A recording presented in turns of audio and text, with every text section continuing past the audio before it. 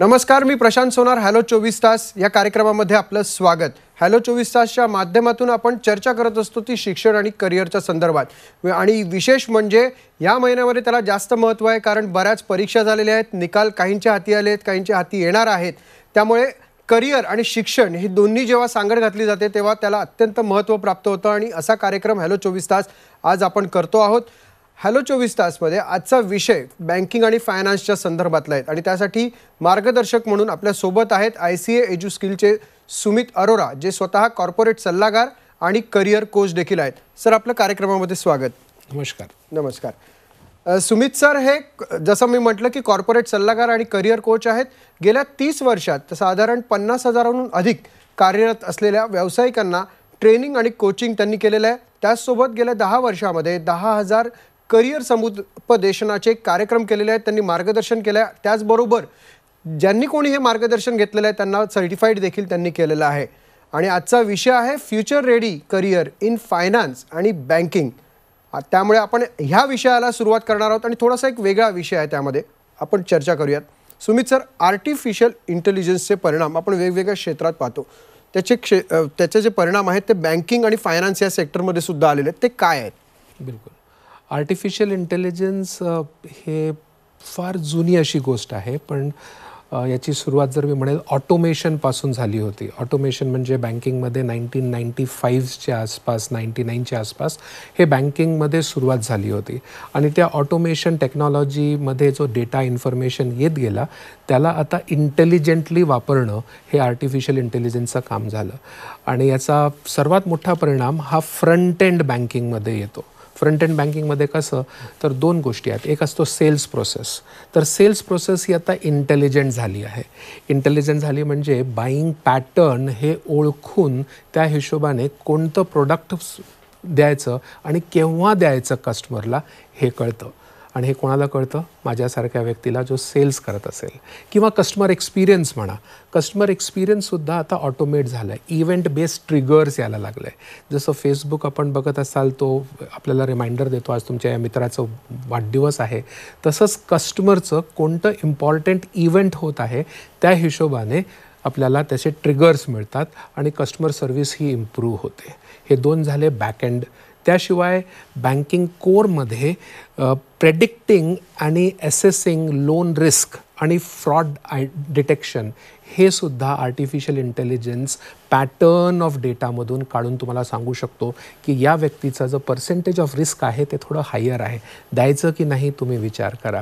त्या हिशोबाने credit scoring आणि लोन इन्शुरन्सची अंडर रायटिंग आणि डिसिजन मेकिंग हे सर्व बॅकएंड कार्यसुद्धा इंटेलिजन्स जे आधी मॅनेजरच्या इंटेलिजन्सवर होतं, आता ते आर्टिफिशियल इंटेलिजन्स म्हणजे जे जितके मॅनेजर्स बँकेत आहेत, विचार करा SBIचे किती ब्रांचेस आहेत आणि त्या सर्व ब्रांचेसच्या मॅनेजर्सनी जी माहिती आत टाकलेली आहे ती माहिती मशीन लर्निंगद्वारे आता डिसिजन्स तो एक ग्रीन, रेड, येलो असं टिक करून तुम्हाला देतो की या माणसाला द्यायला पाहिजे की नाही किंवा कसं द्यायला पाहिजे. नक्कीच. पण आता वेगवेगळे करिअर ऑप्शन्स येत आहेत. मग हे मार्ग कोणते आहेत आता? कारण नवीन सेक्टरप्रमाणे जसं नवीन बदल झाले त्यामध्ये हे नवीन मार्ग कोणते आहेत आणि यासाठी विद्यार्थ्याने किंवा जो करिअर इच्छुक आहे त्याने कसं जागरूक असलं पाहिजे?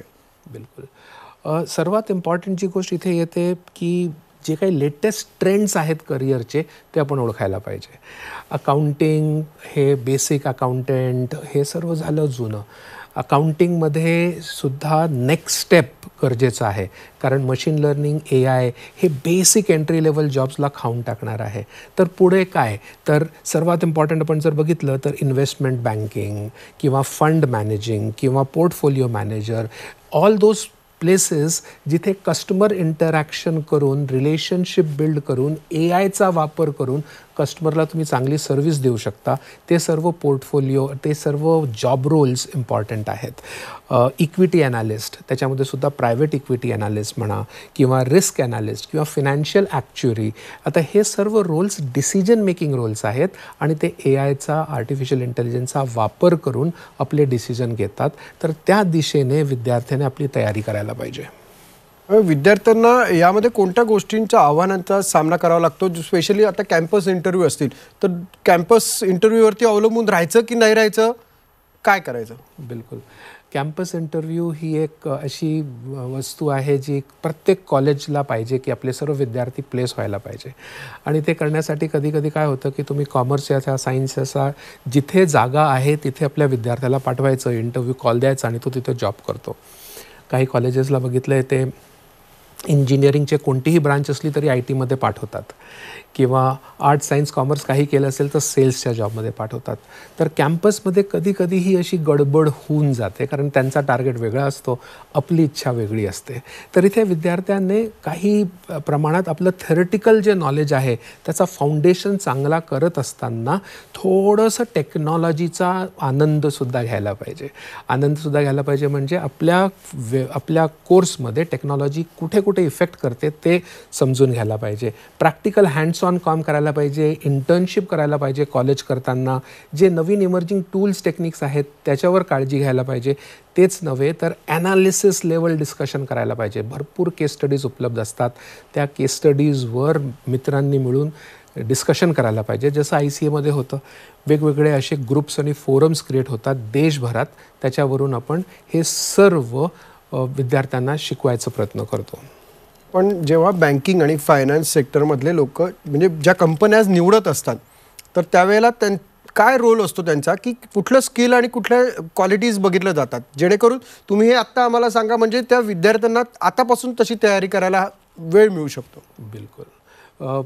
विद्यार्थ्यांची जी तयारी आहे ती इंटरव्ह्यूच्या दिवशी कधीही केलेली चालत नाही. कारण त्या दिवशी तर तुमचं काय असतं, एक्झाम असतं, तर त्याच्या आधी तुमची तयारी असायला पाहिजे. तर विद्यार्थ्यांनी त्यांची तयारी, आपल्या जे कौशल्य आहे त्याची तयारी 3 वर्ष किंवा 5 वर्ष करायला पाहिजे. इनफॅक्ट 11वीपासून तुम्ही तुमची तयारीला लागू शकता. स्पेशली आपली जी स्किल्स असतात ते financial reporting and analysis skills ही फार इम्पॉर्टंट आहे. म्हणजे रिपोर्टिंग कशी करायची आणि ॲनालिसिस कसं करायचं, किंवा फायनान्शियल मॉडेलिंग कसं करायचं, कोणतं कंपनी फ्युचरमध्ये कसं परफॉर्म करेल या दिशेने काम करायचं. इंडस्ट्री आणि बिझनेस ॲनालिसिस करता यायला पाहिजे, व्हॅल्युएशन करता यायला पाहिजे. हे झाले हार्ड स्किल्स. पण सॉफ्ट स्किल्ससुद्धा, म्हणजे आपण कसं बोलतो, आपलं कम्युनिकेशन कसं आहे हे सुद्धा आपण काळजी घेऊन करायला पाहिजे. हेच नव्हे तर आपण भरपूर पॉडकास्टला सुद्धा सबस्क्राईब करायला पाहिजे. त्याच्याने आपण हे प्रॅक्टिकल स्किल्स शिकू शकता. आपण भरपूर केस स्टडीज जसं डिस्कस करायला म्हटलं तसं फिनान्शियल डेटा बघा. न्यूजपेपर वाचत नसाल आजकाल तर ऑनलाईन न्यूजपेपर वाचा, डेटा बघा, इंटर्नशिप घ्या. हेच नव्हे तर लिंक्डइनवर आपल्या सिनियर्सला फॉलो करा आणि त्यांच्या लर्निंग्सपासून शिका. हे सर्व काही आपण प्रॅक्टिकली करू शकता. पण हे सगळ्या म्हणजे बँकिंग आणि फायनान्स सेक्टरमधल्या सगळ्या पोस्टसाठी लागू आहे का? कारण का मॅनेजरियल लेवलला थोडं काही वेगळं असतं? बिलकुल. कोणत्याही इंडस्ट्रीमध्ये एंट्री घेताना एंट्री लेवल जॉब्ससाठी आपल्याला जे कौशल्य पाहिजे असतं ते बेसिक कौशल्य असतं, ट्रान्झॅक्शन लेवल कौशल्य, जिथे तुम्ही ॲज अ इंडिव्हिज्युअल परफॉर्मर काम करता. आणि इंडिव्हिज्युअल परफॉर्मर काम करत असताना तुमच्या जे अजून बिहेवियरल कौशल्य आहे, जसं तुमचं डिसिप्लिन आहे, तुमचं ओनरशिप आहे, जसं तुमचं एक सिस्टमॅटिक वागणूक आहे, हे सर्व बेसिक लेवलला लागतं. आणि वरती ग्रो व्हायचं असेल तर teamwork, leadership, people management skills हे नेक्स्ट लेवलचे स्किल्स लागतात. इंटर डिपार्टमेंटल कम्युनिकेशन करून घेणं, नेटवर्किंग करणं, हे त्याच्याहून मोठं जर म्हटलं तर बिझनेस ॲक्युमेंट लागतं. CEO होण्यासाठी वेगळे स्किल्स असतात. तर बेसिक लेवलपासून CEOसाठी वेगवेगळे स्किल्स लागतात आणि ते वेगवेगळ्या वेळेला आपण शिकू शकतो. सर, सुमित सर, आपण एक बघितलं जातं की प्रत्येक वेळेला एक म्हणतात म्हणजे एखादा व्यक्ती एखाद्या इंटरव्ह्यू करता जायचा असेल तर त्याचा आधी बायोडेटा हा समोर करावा लागतो, किंवा त्याचा पेपरवरती जे काही टेक्स्ट लिहिलेलं असतं ते पोहोचतं. तर हा रिझ्युमे जो असतो तो कसा तयार करायला पाहिजे? बिलकुल. आजकाल एवढं ऑटोमेशन झालं आहे की जर तुमचा रेझ्युमे असतो तो सुद्धा 2 वेळा चेक होतो. एक तर मशीनने चेक होतो, तर जेव्हा तुम्ही रेझ्युमे पाठवता तर there are bots, there are machines who check की या रेझ्युममध्ये काय आहे, आणि त्या हिशोबाने तुम्हाला शॉर्टलिस्ट केलं जातं. आणि शॉर्टलिस्टेड रेझ्युमे जेव्हा एका व्यक्तीसमोर येतो तर तो आपल्या नजरेनं बघतो. तर तुमचा जर रेझ्युमे तुम्ही बनवत असाल तर काळजी घ्या की तुम्हाला एक रेझ्युम बनवायचा असतो मशीनसाठी आणि एक रेझ्युम बनवायचा असतो व्यक्तीसाठी. दोघं रेझ्युम एकाच व्यक्तीचे असतात तर त्याच्यामध्ये अंतर नसायला पाहिजे, पण त्याची पद्धत वेगळी असते. हेच नव्हे तर आजकाल व्हिडिओ रेझ्युमे आला आहे. कोणालाही अट्रॅक्ट करायचं असेल तर तुमचं कम्युनिकेशन, तुमचं पर्सनॅलिटी याच्याने तुम्ही व्हिडिओ रेझ्युमे बनवू शकता आणि प्रेझेंट करू शकता. आणि काय इम्पॉर्टंट आहे त्याच्यामध्ये, प्रत्येक जॉबवाला बघतो स्किल्स आणि एक्सपिरियन्स. तुमचं ॲटिट्यूड हे ते इंटरव्ह्यूमध्ये टेस्ट करतो, पण स्किल्स आणि एक्सपिरियन्स त्या जॉबमध्ये, त्या जॉब रेझ्यूममध्ये तुमचं दिसायला पाहिजे. व्हर्च्युअल ऑफिस ही संकल्पना देखील आहे, त्याच्याबद्दल काय सांगाल? व्हर्च्युअल ऑफिस ही संकल्पना फार जुनी आहे, पण याला सर्वात जास्त पुश मिळाला ते झालं कोविडमध्ये. वर्क फ्रॉम होम, ज्याला आपण बिलकुल सोप्या भाषेमध्ये म्हणतो, ही कल्पना 1999पासून सुरू आहे थोडी थोडी, की आपल्याला ऑफिसची आवश्यकता नाही, एक असिस्टंट कुठेतरी असेल, ती स्वतः काम करेल आणि तुम्हाला मदत करेल. पण व्हर्च्युअल ऑफिस जे कोविडमध्ये सर्वात जास्त झालं, त्याच्यामुळे त्याचे स्किल्स आज इंडस्ट्रीमध्ये आम्ही शिकवतो. आणि ते स्किल्स काय लागतात, की सर्वात इम्पॉर्टंट असतो तो व्यक्ती कुठेही असला तर त्याने डिजिटली काम करता यायला पाहिजे. म्हणजे तो डिजिटली सॅव्ही असायला पाहिजे, पहिली गोष्ट. दुसरी गोष्ट, त्याला सेल्फ डिसिप्लिन आणि सेल्फ मोटिवेशन असायला पाहिजे. घरी बसला आणि घरची कामं करतो आणि ऑफिसची कामं करत नाही आहे, किंवा आज थोडं बोर होतं आहे, थोडं नंतर करूया, तर सेल्फ मोटिवेशन पाहिजे. आणि हेच नव्हे, ई कम्युनिकेशन स्किल पाहिजे. आता ई कम्युनिकेशन एक फार मोठी गोष्ट झाली आहे बघा. कम्युनिकेशन, मी समोर बसून बोलतो आहे, त्याच्यामध्ये कधी कधी अडचण येते, कसं बोलू, काय बोलू. पण तिकडचा व्यक्ती कॅमेरा ऑफ करून बसला आहे, किंवा फोनवर उपलब्ध आहे किंवा नाही आहे, किंवा दुसऱ्या टाईम झोनमध्ये आहे, त्याच्याशी कसं बोलायचं, यासाठी ICAने एक स्पेशल व्हर्च्युअल ऑफिसचा कोर्स तयार केलेला आहे. आणि त्या कोर्समध्ये आम्ही हे सर्व स्किल्सशिवाय अकाउंट्स, टॅक्सेशन, बँकिंग, फिनान्स हे तुम्ही बॅकएंडमध्ये राहून कसं करू शकता वेगवेगळ्या कंपनीचं, ते सुद्धा आम्ही शिकवतो. सुमितजी, गिग इकॉनॉमीमध्ये तंत्रज्ञानाचा कशा पद्धतीने फायदा होऊ शकतो एखाद्या विद्यार्थ्याला किंवा AIचा? आता गिग इकॉनॉमी म्हणजे काय, तिथून सुरुवात करूया. कित्येक लोकांना असं असतं, गिग इकॉनॉमी म्हणजे तुम्ही असं काय लावलं बाबा. तर गिग इकॉनॉमी म्हणजे फ्रीलॅन्स वर्क. फ्रीलॅन्स वर्क म्हणजे काय, तर तुम्ही कोणाचेही नोकर नाही. You are not doing a job, but you are not a businessman as well. तर असं कित्येकदा असतं की मी नोकरी नाही करत आहे म्हणजे मी बिझनेस करत आहे. नाही, तुम्ही सेल्फ एम्प्लॉईड पर्सन आहात, किंवा तुम्ही एक कन्सल्टंट म्हणून आहात. तुमच्याकडे काही कौशल्य आहे आणि ते कौशल्य तुम्ही बेस्ट प्राईस देणाऱ्या व्यक्तीला विकायला तयार आहात. गिग इकॉनॉमीसुद्धा भरपूर मोठी झाली कोविडमध्ये. आणि हा कोविडचाच परिणाम, की देशभरातल्या वेगवेगळ्या ठिकाणच्या लोकांनी देशभरातल्या वेगवेगळ्या लोकांकडनं कामं करून घेतली, कारण सर्व आपल्या आपल्या घरून कामं करत होती आणि डिलिव्हर करत होती.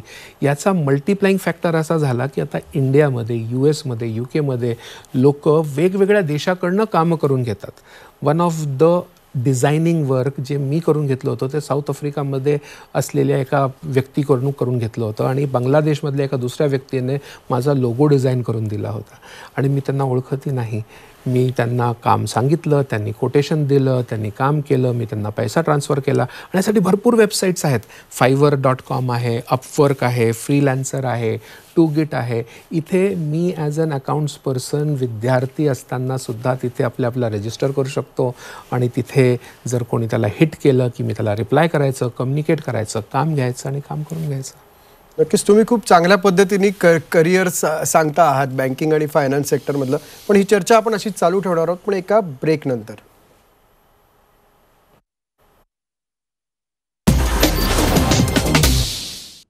हॅलो 24 तास या कार्यक्रमात आपलं पुन्हा एकदा स्वागत. Future ready career in finance आणि बँकिंग या क्षेत्राबद्दल आपण चर्चा करतो आहोत सुमित अरोरा सरांशी. सर, तुम्ही ही जी ब्रेकवर जाण्यापूर्वीची सर्व माहिती सांगितली, पण ही शिकायची कुठे? कारण एक कुठेतरी अम्ब्रेला लागते जिथे आपण चांगल्या पद्धतीने सेफ राहू शकतो. बिलकुल.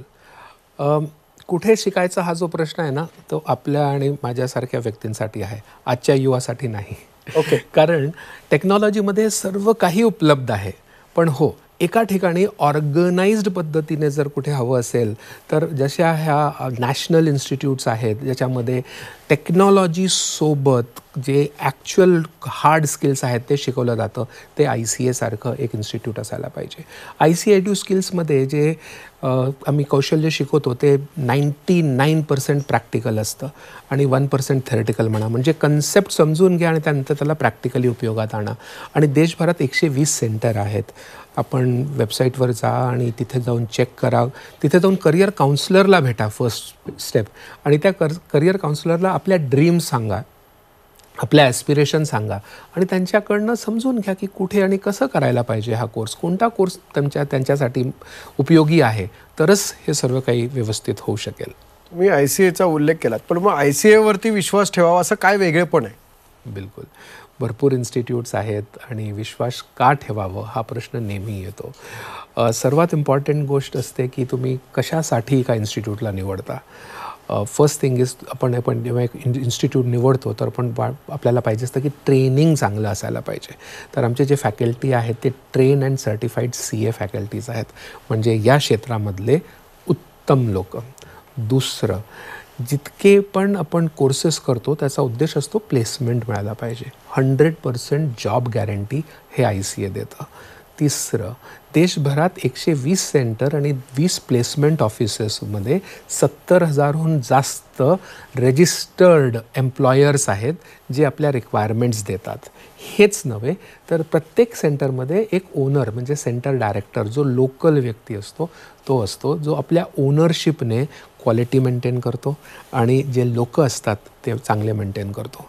And that is the trust. तुम्ही मगाशी बोलता बोलता उल्लेख केला की आपल्यासारख्या माणसांना तर ती गरज नाही आहे. तर मग हा म्हणाला आम्हाला गरज नाही, तर ते कुठे म्हणजे काय करायचं पुढे? बिलकुल. आपण जेव्हा म्हणतो की आपल्यासारख्या लोकांना गरज आहे आणि आजकालच्या विद्यार्थ्यांना गरज नाही, कारण आजकालचे विद्यार्थी फार स्मार्ट आहेत, ते टेक्नॉलॉजीपासून शिकतात. जसं मी आपल्यासमोर एक छोटंसं क्विज हे समोर आणण्याची इच्छा ठेवतो की जे ऑनलाईन आहे, जिथे लोक स्वतः पार्टिसिपेट करून त्याच्यामध्ये उत्तरं देऊ शकतात. जसं आता माझ्या स्क्रीनवरती मी एक प्रश्न समोर मांडलेला आहे की आणि हे 4 प्रश्न आहेत. एक एक करून जितके लोक लॉग इन करतील ते त्या प्रश्नाची उत्तरं देऊ शकतात. अँड यू कॅन सी की काय उत्तरं येतात, राईट. जसं आता हा पहिला प्रश्न बघा. Let me show you the first question. हा पहिला प्रश्न आला तुमच्यासमोर, ज्याची उत्तरं ते फटाफट देतील आणि त्याच्यामधून आपण बघू त्यांना काय कळतं. आता SBI इंटेलिजंट असिस्टंट SIA हे स्मार्ट चॅट आहे. हे एका सेकंडमध्ये किती इन्क्वायरीज हँडल करत असेल बरं? आणि तुम्ही जितके पटापट त्याच्यावर उत्तरं द्याल त्या हिशोबाने तुम्ही त्याला उत्तरं बघू शकता, राईट. आता 100 इन्क्वायरीज पर सेकंड, 1000 किंवा 10,000 याच्या मागील आपला काय थॉट प्रोसेस आहे? आपल्याला काय वाटतं किती असेल? काही अंदाज नाही. 10,000 इन्क्वायरीज पर सेकंड हा त्याचा खरा आन्सर आहे. 10,000 इन्क्वायरीज इन 1 सेकंड. आणि हे AI मुळे पॉसिबल आहे. बरोबर. अजून एक प्रश्न बघूया, चला. नक्की. हा प्रश्न तुमच्यासमोर आणि बघूया या प्रश्नाचं उत्तर किती विद्यार्थी देतात, काय देतात. 2025मध्ये किती % टोटल पेमेंट हे डिजिटल होईल? 100%, 70%, 50% किंवा 50%हून लेस? येस, 70% व्हायला 60-70% व्हायला बरोबर आहे. Now this is something which is a research and if everything is going digital तर ते सायबर कोण चेक करणार? ते कसं काय होणार? फक्त आपण केल्याने नाही होणार. Now that is something there. Yes, around 70% is the right answer. 100% नाही होणार. तुम्ही जसं सांगितलं म्हणजे हे एवढी मोठी व्याप्ती आहे, पण ही एवढी मोठी व्याप्ती असताना विद्यार्थी आणि पालकांमध्ये कधी कधी कन्फ्युजन असतं. कुठलं क्षेत्र निवडावं आणि बँकिंग फायनान्समध्ये निवडलं तर नक्की काय निवडावं? काय सल्ला द्याल जाता जाता? बिलकुल. One of the important thing मी जे म्हणेल की बँकिंग, फिनान्स किंवा कोणतंही क्षेत्र करायचं असेल तर सर्वात महत्त्वाचं हे असतं की तुम्हाला करायचं काय आहे फ्युचरमध्ये आणि तुमची आवड काय आहे. तुमच्याकडे किती इन्व्हेस्टमेंटची तयारी आहे, वेळाची आणि पैशाची. त्या हिशोबाने तुमच्या ॲस्पिरेशन्स, तुमच्या ड्रीम्स आणि तुमच्या पर्पज ॲस्पिरेशन्स, ड्रीम्स या हिशोबाने तुम्ही निवडायला पाहिजे. दोघं करिअर बरोबर आहेत, चांगले आहेत, पण depending on your purpose aspirations, dream तुम्ही तुमच्या करिअर बाबतीत निवडायला पाहिजे. सर, तुम्ही इथे येऊन खूप चांगल्या पद्धतीने विषय सोपा करून सांगितला. बँकिंग आणि फायनान्सचा जो वास्ट विषय असतो तो खूप चांगल्या पद्धतीने सांगितला, त्याबद्दल आपले धन्यवाद. Thank you sir. Thank you. Sumit Arora sir आपल्यासोबत होते. Future ready career in finance आणि बँकिंग या संदर्भात त्यांनी आपल्याला मार्गदर्शन केलं. तुम्हाला या कार्यक्रमात नंतर प्रश्न जर काही अडले असतील तर तुम्ही खाली दिलेल्या नंबरवर देखील पुन्हा एकदा संपर्क साधा. त्यांनी दिलेली जी माहिती आहे ती वेबसाईटवर पहा, जेणेकरून तुमच्या प्रश्नाचं समाधान होईल आणि तुमचं करिअर, शिक्षण एक चांगलं घडवण्यामध्ये या कार्यक्रमाचा देखील उपयोग होईल. तुर्तास वेळ झाली आता इथेच थांबण्याची. पाहत राहा Zee24 तास.